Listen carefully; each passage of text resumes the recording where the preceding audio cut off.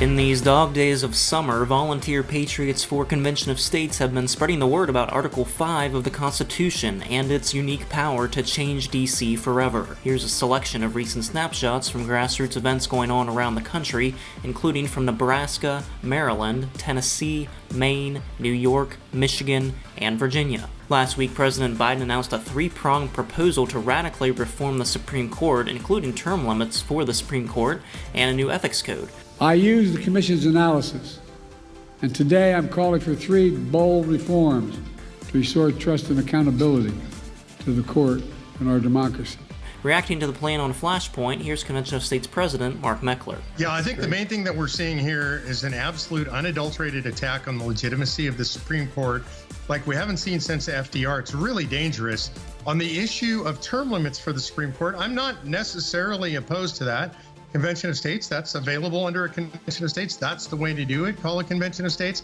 What he's actually trying to do is undermine a sitting Supreme Court that is largely conservative. He wants to impose these term limits now, not grandfather anyone in, so that he can remove sitting conservative Supreme Court justices. In addition, Article 5 scholar and longtime professor Robert G. Natelson entered his own response to Biden's plan, arguing that any kind of term limits for SCOTUS would need to be balanced with term limits for Congress. He goes on to write, quote, "A term limits amendment is unlikely to obtain the two-thirds approval of both the Senate and the House of Representatives necessary for submission to the states for ratification. That means it will have to be proposed, as provided in the Constitution, by a convention of the states." Author-scholar, Georgetown University professor of law and director of the Georgetown Center for the Constitution and longtime COS endorser, Randy Barnett, will be the featured guest on the upcoming edition of COS at Home. Catch that live broadcast the first Wednesday of each month at 8 p.m. Eastern and visit conventionofstates.com/at-home for more information. Meanwhile, the national debt has officially surpassed $35 trillion, which is equivalent to over $267,000 per taxpayer. What can I do for you today? I would like to raise my debt limit. Excuse me? My debt limit, I'd like to raise it. Because the last time I checked, Mr. Smith, you were in serious debt. Yeah, it's pretty bad. Figure we should raise that limit. Yeah, it says here you're $140,270 in debt. Right, so I figured we should raise that limit to about $170,000. I just bought a 60-inch flat screen. You're adding $17,000 a year to your $140,000 in debt, and you cut $380.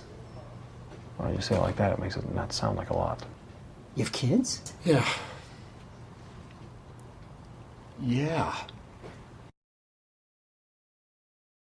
Sign there. All right. Aren't kids a blessing? I mean, she's got plenty of time to deal with all this, right? Absolutely. Appearing at a family leader event in Iowa, Rick Santorum called on state lawmakers to use their constitutional power and take immediate action. Now, how many in this room, raise your hand if you believe that Congress is going to propose amendments to limit its power and authority? Raise your hand. Raise your hand if they're going to pass an amendment that limits their terms. Raise your hand if they're going to pass an amendment that's going to limit their power to spend or tax. And yet, there is a provision in the Constitution that allows the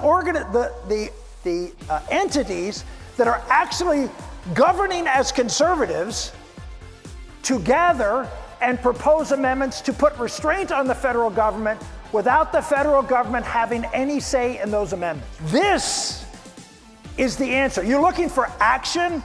I think this is America's last best hope. It is the one the founders gave us for such a time as this.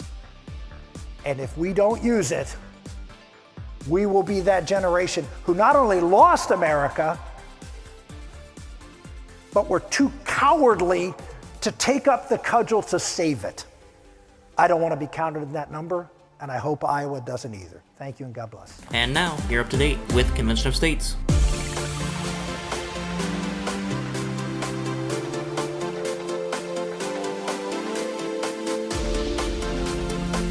What do we want?